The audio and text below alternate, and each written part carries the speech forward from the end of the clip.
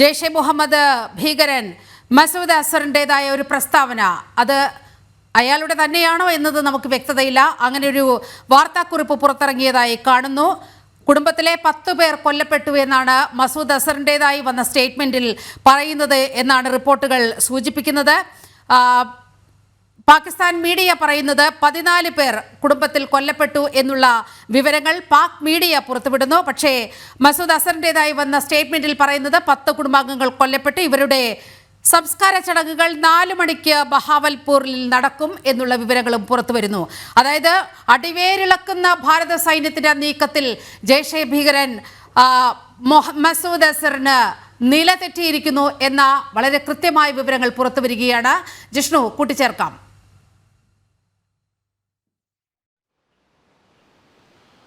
നിലിമ, ഇപ്പോൾ പുറത്തു വന്നിട്ടുള്ളത് മസൂദ് അസറിന്റെ പ്രതികരണം എന്നുള്ള രീതിയിൽ BBC ഉൾപ്പെടെയുള്ള അന്താരാഷ്ട്ര വാർത്താ മാധ്യമങ്ങളാണ് ഇക്കാര്യം റിപ്പോർട്ട് ചെയ്യുന്നത്. അതുകൊണ്ട് തന്നെ ഇതിന്റെ സ്ഥിരീകരണം എത്രത്തോളമാണ്, അതിന്റെ വസ്തുതകൾ എത്രത്തോളമുണ്ട്, ഈ പറഞ്ഞതിൽ കൂടുതൽ ആളുകൾ മരിച്ചിട്ടുണ്ടോ, ഭീകരരും ഒപ്പം ഭീകരരുടെ കുടുംബാംഗങ്ങളും മരിച്ചിട്ടുണ്ടോ എന്നുള്ളതെല്ലാം തന്നെ വരും മണിക്കൂറുകളിൽ സ്ഥിരീകരിക്കേണ്ടതാണ്. നിലവിൽ ഇത്തരത്തിൽ മാധ്യമങ്ങളെ ഉദ്ധരിച്ചുകൊണ്ട് നമുക്ക് പ്രേക്ഷകർക്ക് മുൻപിലേക്ക് എത്തിക്കാൻ സാധിക്കാവുന്നത് ഈ ബഹവൽപൂരിൽ നടന്നിട്ടുള്ള ഭാരതം ഈ തിരിച്ചടിയിൽ ഏറ്റവും പ്രാധാന്യമെന്ന് കരുതുന്ന ബഹവൽപൂരിൽ നടന്നിട്ടുള്ള തിരിച്ചടിയിൽ മസൂദ് അസറിന് കനത്ത നാശനഷ്ടമുണ്ടാക്കാൻ സാധിച്ചു എന്നുള്ളതാണ്. മസൂദ് അസറിന്റെ ഏറ്റവും അടുത്ത കുടുംബാംഗങ്ങളിൽ 10 പേരും ഒപ്പം 4 അനുയായികളും ഏറ്റവും അടുത്ത കമാൻഡർമാരായിട്ടുള്ള ജെയ്ഷെ മുഹമ്മദിന്റെ 4 കമാൻഡർമാരും കൊല്ലപ്പെട്ടു എന്ന് മസൂദ് അസർ തന്നെ സമ്മതിച്ചു എന്നുള്ള രീതിയിലാണ് പാകിസ്ഥാനിലെ ചില മാധ്യമങ്ങളും ഒപ്പം BBC ഉൾപ്പെടെയുള്ള അന്താരാഷ്ട്ര മാധ്യമങ്ങളും എല്ലാം തന്നെ റിപ്പോർട്ട് ചെയ്യുന്നത്. ഇവരുടെ സംസ്കാര ചടങ്ങ് ഉൾപ്പെടെയുള്ള കാര്യങ്ങളെ സംബന്ധിച്ചും ഈ റിപ്പോർട്ടിൽ ചൂണ്ടിക്കാട്ടുന്നുണ്ട്. ഒപ്പം പാകിസ്ഥാൻ മാധ്യമങ്ങൾ നേരത്തെ പാകിസ്ഥാൻ ഔദ്യോഗികമായി 10-ൽ താഴെ മരണം എന്നായിരുന്നു പറഞ്ഞതെങ്കിൽ ഇപ്പോൾ 26 മരണം സംഭവിച്ചു എന്നുള്ളതാണ് പാകിസ്ഥാൻ മാധ്യമങ്ങൾ റിപ്പോർട്ട് ചെയ്യുന്നത്. ചില അന്താരാഷ്ട്ര മാധ്യമങ്ങൾ 100-ലധികം മരണങ്ങൾ റിപ്പോർട്ട് ചെയ്യുന്നുണ്ട്. പക്ഷേ ഇന്ത്യയുടെ കണക്കുകൂട്ടൽ നേരത്തെ നമ്മൾ ഈ വാർത്താ സമ്മേളനം പരിശോധിക്കുമ്പോഴും, അതായത് സംയുക്ത സേനയുടെ വാർത്താ സമ്മേളനം പരിശോധിക്കുമ്പോഴും ഒപ്പം ആദ്യം നൽകിയിട്ടുള്ള വാർത്താക്കുറിപ്പ് പരിശോധിക്കുമ്പോഴും ഈ 9 കേന്ദ്രങ്ങളിൽ നടത്തിയിട്ടുള്ള തിരിച്ചടി, ഇന്ത്യ തിരിച്ചടി നൽകുമ്പോൾ ഈ 9 ഭീകര കേന്ദ്രങ്ങളിലായി 600 മുതൽ 800 വരെ ഭീകരർ, അത് ലഷ്കർ ഇ തൊയ്ബയുടെയും ജെയ്ഷെ മുഹമ്മദിന്റെയും ഹിസ്ബുൾ മുജാഹിദിന്റെയും എല്ലാം ടോപ്പ് കമാൻഡർമാർ ഉൾപ്പെടുന്ന 600 മുതൽ 800 വരെ ഭീകരർ ഈ സ്ഥലങ്ങളിൽ ഉണ്ടായിരുന്നു എന്ന കണക്കുകൂട്ടലാണ് ഭാരതത്തിനുള്ളത്. അതുകൊണ്ട് എത്രത്തോളമാണ് ഈ ഇന്ത്യയുടെ തിരിച്ചടിയിൽ കൊല്ലപ്പെട്ട ഭീകരരുടെ എണ്ണം, എത്രത്തോളം നാശനഷ്ടം ഉണ്ടായിട്ടുണ്ട് എന്നുള്ള കണക്കുകൾ പുറത്തു വരേണ്ടതുണ്ട്. പാകിസ്ഥാനെ സംബന്ധിച്ച് ഒരിക്കലും അതിൻ്റെ സത്യാവസ്ഥ, അതിൻ്റെ വസ്തുതകൾ പുറത്തുവിടാനോ മരണസംഖ്യ സംബന്ധിച്ചൊരു കൃത്യമായ സ്ഥിരീകരണം ഔദ്യോഗികമായി നൽകുകയില്ല എന്നുള്ളത് വളരെ വ്യക്തമാണ്. കാരണം അത് പാകിസ്ഥാനെ സംബന്ധിച്ച് വലിയ നാണക്കേടാണ്. ഒന്ന്, പാകിസ്ഥാൻ സൈന്യത്തിൻ്റെയും സുരക്ഷാ ക്രമീകരണത്തിൻ്റെയും വലിയ പരാജയം. മറ്റൊന്ന്, പാകിസ്ഥാൻ്റെ മണ്ണിൽ ഭീകരവാദത്തിൻ്റെ ക്യാമ്പുകൾ, ഭീകരരുടെ ജെയ്ഷെ മുഹമ്മദിൻ്റെയും ലഷ്കർ ഇ തൊയ്ബയുടെയും എല്ലാം തന്നെ ഭീകര ശക്തികൾ, പരിശീലന ക്യാമ്പുകൾ, അവരുടെ ഒളിത്താവളങ്ങൾ, ഇവയെല്ലാം പാകിസ്ഥാൻ്റെ മണ്ണിലുണ്ട് എന്ന് തുറന്നു കാണിക്കുന്നതാവും ഇന്ത്യ നടത്തിയിട്ടുള്ള ഈ തിരിച്ചടി. ഇത്തരം കാരണങ്ങൾ കൊണ്ട് തന്നെ ഈ നാശനഷ്ടത്തിൻ്റെയും മരണസംഖ്യയുടെയും തന്നെ യഥാർത്ഥ കണക്കുകൾ ഒരിക്കലും പാകിസ്ഥാൻ ഔദ്യോഗികമായി പുറത്തുവിടാനുള്ള സാധ്യതയില്ല. അതുകൊണ്ട് നമുക്ക് ഈ മാധ്യമ റിപ്പോർട്ടുകൾ, പാകിസ്ഥാനിൽ നിന്നുള്ള മാധ്യമ റിപ്പോർട്ടുകൾ ഉദ്ധരിച്ച് മാത്രമേ പ്രേക്ഷകരിലേക്ക് വിവരങ്ങൾ എത്തിക്കാൻ സാധിക്കൂ. ഒന്ന് ഏതായാലും വളരെ വ്യക്തമാണ്, പാകിസ്ഥാനകത്ത്, പാക് അധിനിവേശ ജമ്മു കാശ്മീരും കടന്നുകൊണ്ട് പാകിസ്ഥാനകത്ത് 4 ഭീകര കേന്ദ്രങ്ങളിൽ നടത്തിയിട്ടുള്ള തിരിച്ചടി അത് പാകിസ്ഥാനെയും ഭീകര ശക്തികളെയും തകർത്തടിച്ചിട്ടുണ്ട് എന്ന കാര്യത്തിൽ യാതൊരു സംശയവുമില്ല. അതിൻ്റെ ഒരു വലിയ പരിഭ്രാന്തിയും പാകിസ്ഥാനും ഈ ഭീകരവാദികൾക്കുമുണ്ട്. അതായത് ഒന്ന് ബഹവൽപൂർ ആണെങ്കിൽ, മറ്റൊന്ന് മുരഡക്കെ, കൂടാതെ സർജൽ, ബഹമൂന ജോയ, ഈ 4 ഭീകര കേന്ദ്രങ്ങളിലാണ്, ഈ 4 സ്ഥലങ്ങളിലെ ഭീകര കേന്ദ്രങ്ങളിലാണ് പാകിസ്ഥാൻ അതിർത്തിയും കടന്നുകൊണ്ട് ഇന്ത്യയുടെ യുദ്ധവിമാനങ്ങൾ എത്തുകയും മിസൈൽ വർഷിച്ച് വളരെ സുരക്ഷിതമായി തിരിച്ച് ഭാരതത്തിൻ്റെ മണ്ണിലേക്ക് തിരിച്ച് പറന്നിറങ്ങുകയും ചെയ്തിട്ടുള്ളത്. ഈ 4 ഇടങ്ങളിൽ ബഹവൽപൂർ ഉൾപ്പെടെയുള്ള 4 ക്യാമ്പുകളിൽ നടത്തിയിട്ടുള്ള തിരിച്ചടി ഒരിക്കലും നേരത്തെ നമ്മുടെ പ്രധാനമന്ത്രി ഉൾപ്പെടെയുള്ളവർ ചൂണ്ടിക്കാട്ടിയതുപോലെ പിന്തുടർന്നുകൊണ്ട് തിരിച്ചടിക്കും. ആരെല്ലാമാണോ ഈ ഭീകര ആക്രമണങ്ങൾക്ക് പിന്നിലുള്ളത്, ജമ്മു കാശ്മീരിലേക്ക് അതിർത്തി കടന്നുകൊണ്ട് ആളുകളുടെ ചോര വീഴ്ത്തിക്കൊണ്ടുള്ള ഭീകരാക്രമണത്തിന് നേതൃത്വവും ആസൂത്രണവും നടത്തുന്നത്, അവരെ പിന്തുടർന്നുകൊണ്ട് കൃത്യമായ മറുപടി നൽകും. ഒപ്പം അവർ ഒരിക്കലും മറക്കാത്ത ഭീകരവാദ ശക്തികളും ഭീകരവാദത്തിന്, അതായത് ജിഷ്ണു 2008 മുംബൈ ഭീകരാക്രമണത്തിന്റെ അവിടെ ഗൂഢാലോചന നടന്ന, അവിടുത്തെ ഭീകരരെ പരിശീലിപ്പിച്ച ആ കേന്ദ്രം പോലും നശിപ്പിച്ചിരിക്കുകയാണ് നമ്മുടെ ഭാരത സൈന്യം. കേണൽ സോഫിയ ഖുറേഷി പ്രസന്റ് ചെയ്തപ്പോൾ പുറത്തുവിട്ട ആ ദൃശ്യങ്ങൾ അതിന്റെ തെളിവാണ്. മുംബൈ ഭീകരാക്രമണത്തിലെ അജ്മൽ കസബിനും ഡേവിഡ് ഹെഡ്ലിക്കും പരിശീലനം നൽകിയ മർക്കസ് തൈബ എന്ന് പറയുന്ന ആ കേന്ദ്രം, മുറിദക്കിലെ ആ കേന്ദ്രം തകർത്ത് നാമാവശേഷമാക്കിയതിന്റെ ദൃശ്യങ്ങൾ കേണൽ സോഫിയ ഖുറേഷി പുറത്തുവിട്ട ആ ദൃശ്യങ്ങളിലുണ്ട്. അതായത് ഭീകരതയ്ക്ക് മാപ്പില്ല എന്ന് ഭാരതം ഓരോ നിമിഷവും എത്ര വർഷങ്ങൾ കഴിഞ്ഞാലും അങ്ങനെ വളരെ കൃത്യമായി പ്രഖ്യാപിച്ചുകൊണ്ടിരിക്കുകയാണ്. ആ നിലപാടാണ് നമ്മളിപ്പോൾ കണ്ടുകൊണ്ടിരിക്കുന്നത്.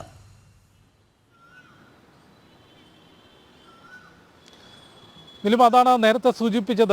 ഈ ഒരു ഓപ്പറേഷൻ സിന്ദൂറിലൂടെ മുംബൈ ഭീകരാക്രമണത്തിൻ്റെ ഒരു റിവഞ്ച് കൂടി ഇപ്പോൾ ഭാരതം എടുത്തിരിക്കുന്നു. അതിൻ്റെ മറ്റൊരു റിവഞ്ച് കൂടി ഭാരതം എടുത്തിരിക്കുന്നു എന്നുള്ളതാണ് മനസ്സിലാക്കേണ്ടത്. മുരടിക്കയിലെ ജെയ്ഷെ മുഹമ്മദ് ഭീകര കേന്ദ്രം, അവരുടെ പരിശീലന കേന്ദ്രം എന്നുള്ളത് വളരെ സുരക്ഷിതമായി, നേരത്തെ നമ്മൾ എടുത്തെടുത്ത് സൂചിപ്പിച്ചതുപോലെ പാകിസ്ഥാൻ സൈന്യത്തിൻ്റെ കാവലും ചാരസംഘടനയുടെ നിരീക്ഷണം, ISIയുടെ നിരീക്ഷണവുമുള്ള പാക് കേന്ദ്രീകൃത ഭീകര സംഘടനകൾ ഏറ്റവും സുരക്ഷിതമെന്ന് കരുതുന്ന മുരടിക്കയിലെ ഭീകര കേന്ദ്രം, ജെയ്ഷെ മുഹമ്മദിന്റെ ഭീകര കേന്ദ്രം, അവിടെയാണ് അജ്മൽ കസബിനും ഹെഡ്ലിയും ഉൾപ്പെടെ മുംബൈ ഭീകരാക്രമണത്തിന്, മുംബൈയിൽ നമ്മുടെ പൗരന്മാരുടെയും സുരക്ഷാ ഉദ്യോഗസ്ഥരുടെയും ചോര വീഴ്ത്തിക്കൊണ്ട് നടന്ന ഭീകരാക്രമണത്തിനെത്തിയിട്ടുള്ള ഭീകരർക്ക് പരിശീലനം നൽകിയതും അവർക്ക് നിർദ്ദേശങ്ങൾ നൽകിയതും ഈ മുരടിക്കയിലെ ജെയ്ഷെ മുഹമ്മദിന്റെ ഭീകര ഒളിത്താവളത്തിലും പരിശീലന കേന്ദ്രത്തിലുമായിരുന്നു. ആ ഒളിത്താവളം പാടെ തകർക്കുന്നത് നമ്മൾ ദൃശ്യങ്ങളിലൂടെ ഈ വാർത്താ സമ്മേളനത്തിൽ കണ്ടിട്ടുള്ളതാണ്. അതിൻ്റെ കൃത്യമായ ഇന്റലിജൻസ് റിപ്പോർട്ട് എടുക്കാൻ, ഈ ഒരു തിരിച്ചടി പരിശോധിക്കുമ്പോൾ വളരെ കൃത്യമായി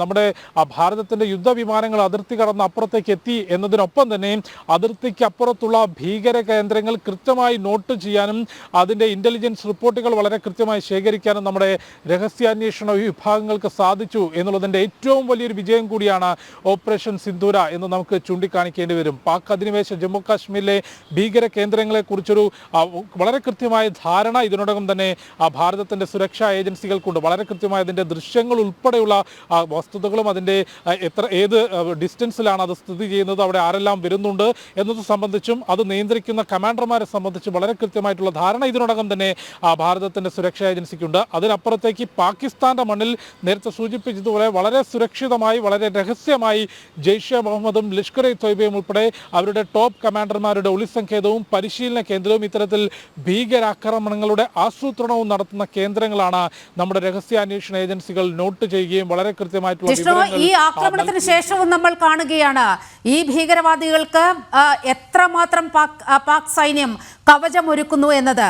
ഈ ആക്രമണത്തിൽ തകർന്ന് തരിപ്പണമായ ജെയ്ഷെ മുഹമ്മദ് കേന്ദ്രങ്ങളിൽ നിന്ന് അടക്കമുള്ള ഭീകരരെ ആശുപത്രിയിൽ സന്ദർശിക്കാൻ എത്തുന്നത് പാകിസ്ഥാനിലെ പട്ടാള തലവന്മാരാണ്, വലിയ ഉദ്യോഗസ്ഥരാണ്.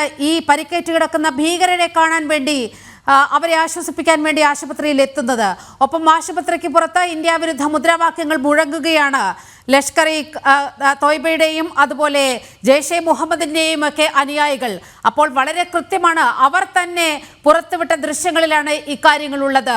ഞങ്ങൾ ഭീകരതയ്ക്കൊപ്പമാണ് എന്ന നിലപാട് വളരെ കൃത്യമായി പ്രഖ്യാപിക്കുകയാണ് ഈ നിമിഷവും പാകിസ്ഥാൻ എന്ന് പറയേണ്ടി വരില്ലേ?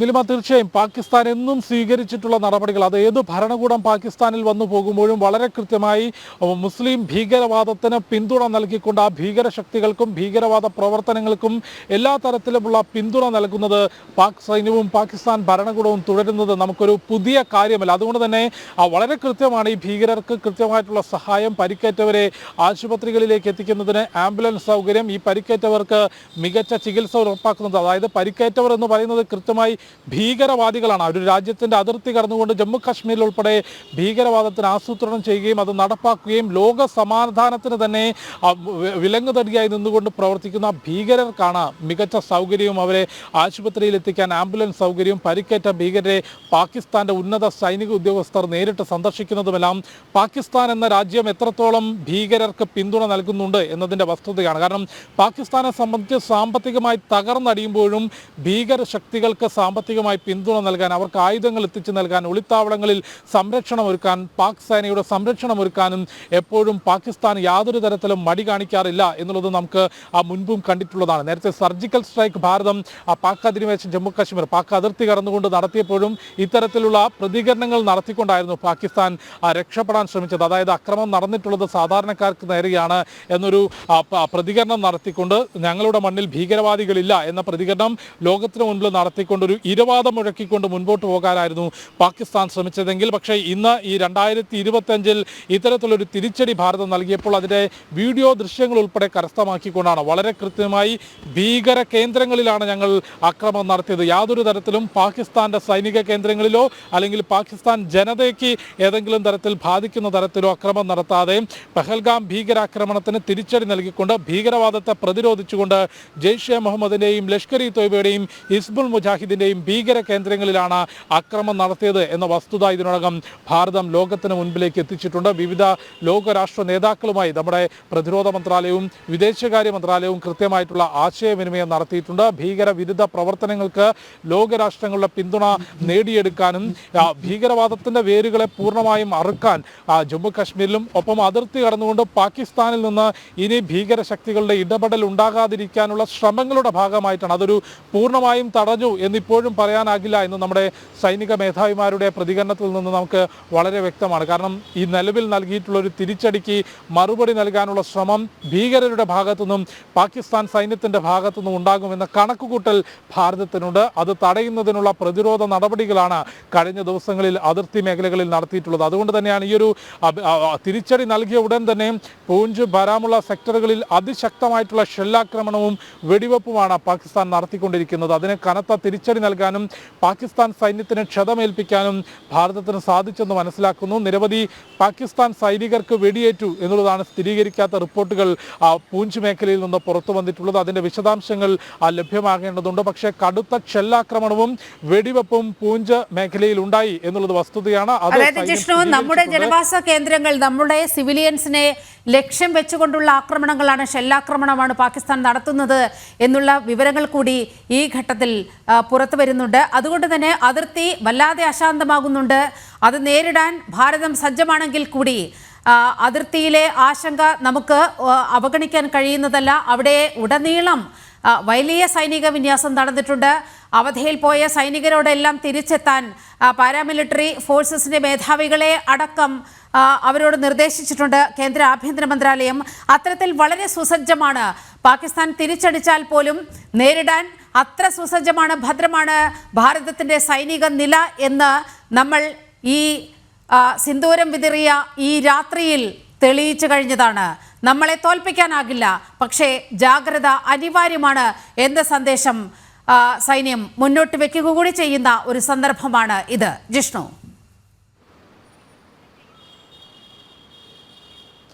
നീലിമ, അതിർത്തി മേഖലകളിൽ അത്രയ്ക്ക് വലിയ സുരക്ഷാ ക്രമീകരണങ്ങൾ ഇതിനോടകം തന്നെ സൈന്യം നടത്തിയിട്ടുണ്ട്. തീർച്ചയായും നീലിമ ചൂണ്ടിക്കാട്ടിയതുപോലെ ഭാരതം ഭീകര കേന്ദ്രങ്ങളെ ആക്രമിച്ചപ്പോൾ പാകിസ്ഥാൻ സൈന്യം ജമ്മു കാശ്മീർ അതിർത്തി മേഖലകളിൽ നമ്മുടെ ജനവാസ കേന്ദ്രങ്ങളിലേക്കാണ് ഷെല്ലാക്രമണവും വെടിവെപ്പും നടത്താൻ ശ്രമിച്ചിട്ടുള്ളത്. അതുകൊണ്ട് തന്നെ എത്രത്തോളം ഹീനമായ പ്രവർത്തനമാണ് എപ്പോഴും പാകിസ്ഥാന്റെ ഭാഗത്തുനിന്ന് ഉണ്ടാകുന്നത് എന്നും കൂടി നോക്കിക്കാണേണ്ടതാണ്. ഭീകര കേന്ദ്രങ്ങളിൽ ഭാരതം ഇത്തരത്തിൽ മിസൈൽ ആക്രമണം നടത്തിയപ്പോൾ തിരിച്ച് ഭാരതത്തിന്റെ പൗരന്മാർക്ക് നേരെ അക്രമം നടത്താനാണ് പാകിസ്ഥാൻ ശ്രമിച്ചിട്ടുള്ളത്. അതെപ്പോഴും അങ്ങനെ തന്നെയാണ് പാകിസ്ഥാൻ നടത്തിയിട്ടുള്ളത്. അതിർത്തി കടന്നുകൊണ്ട് അക്രമം നടത്താൻ ശ്രമിക്കുകയും ഇന്ത്യ ആ പട്ടാളക്കാരെ വെടിവെച്ച് വീഴ്ത്തുകയും ചെയ്താൽ അത് പട്ടാളക്കാരല്ല, മറിച്ച് ഭീകരരാണെന്ന് പറഞ്ഞുകൊണ്ട് അവരെ പിന്തള്ളി പറയുകയും മറിച്ച് രാഷ്ട്രത്തിനകത്ത് പാകിസ്ഥാനകത്ത് ഈ ഭീകരവാദ ശക്തികളെ എല്ലാ തരത്തിലും പിന്തുണയ്ക്കുകയും ലോകരാഷ്ട്രവേദികളിൽ ഞങ്ങൾ ഭീകരതയെ പിന്തുണയ്ക്കുന്നില്ല എന്ന് പ്രസ്താവന നടത്തുകയും പിറകിലൂടെ ജമ്മു കാശ്മീർ അതിർത്തി കടന്നുകൊണ്ട് ഭീകരരെ കയറ്റിവിടുകയും ചെയ്യുന്ന രാഷ്ട്രം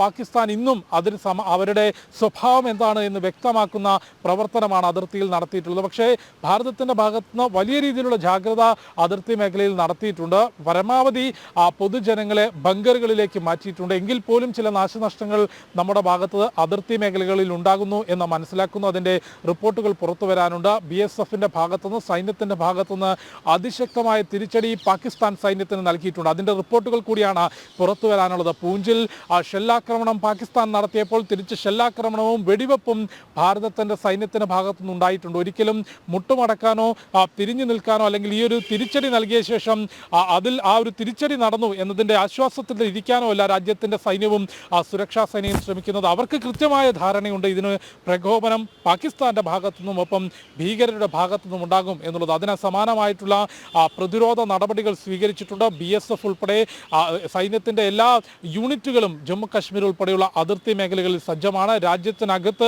ITBPയും കൂടാതെ CRPFും ഉൾപ്പെടെ എല്ലാ രീതിയിലുള്ള സംരക്ഷണവും നിരീക്ഷണവും പരിശോധനയും നടത്തുന്നുണ്ട്. ഏറ്റവും കൂടുതൽ ശ്രദ്ധിക്കുന്നത് പാകിസ്ഥാൻ അതിർത്തിയിൽ ജമ്മു കാശ്മീർ മേഖലയിൽ തന്നെയാണ്. ഈ ഒരു ഭീകരാക്രമണത്തിന് ഏതെങ്കിലും തരത്തിലുള്ള തിരിച്ചടി നൽകാൻ ഭീകരവാദ ശക്തികൾ അതിർത്തി കടന്നെത്തുകയാണെങ്കിൽ അതിന് ശക്തമായിട്ടുള്ള മറുപടി കൂടി ഒരുക്കിക്കൊണ്ടാണ് അല്ലെങ്കിൽ അതിന് ശക്തമായിട്ടുള്ള പ്രതിരോധ നിര കൂടി ഒരുക്കിക്കൊണ്ടാണ് ഇന്നലെ രാത്രിയിൽ സിന്ദൂരം വിതറിക്കൊണ്ടുള്ള ഓപ്പറേഷൻ സിന്ദൂർ പാകിസ്ഥാന്റെ മുന്നിൽ. ജിഷ്ണു, ഇപ്പോൾ നമുക്ക് എടുത്തു പറയാവുന്ന കാര്യം ജെയ്ഷെ മുഹമ്മദിന്റെ ആസ്ഥാനം പൂർണ്ണമായും തകർക്കപ്പെടുന്ന ഒരു സാഹചര്യം ഉണ്ടായിരിക്കുകയാണ്. മസൂദ് അസറിന്റെ കുടുംബാംഗങ്ങൾ കൊല്ലപ്പെടുന്ന ഒരു സാഹചര്യം ഉണ്ടായിരിക്കുന്നു. മസൂദ് അസറിന് തന്നെ എന്ത് സംഭവിച്ചു എന്ന് നമുക്കറിയില്ല. പക്ഷേ അയാളുടേതായി ചില സ്റ്റേറ്റ്മെന്റുകൾ പുറത്തു വന്നിട്ടുണ്ട്.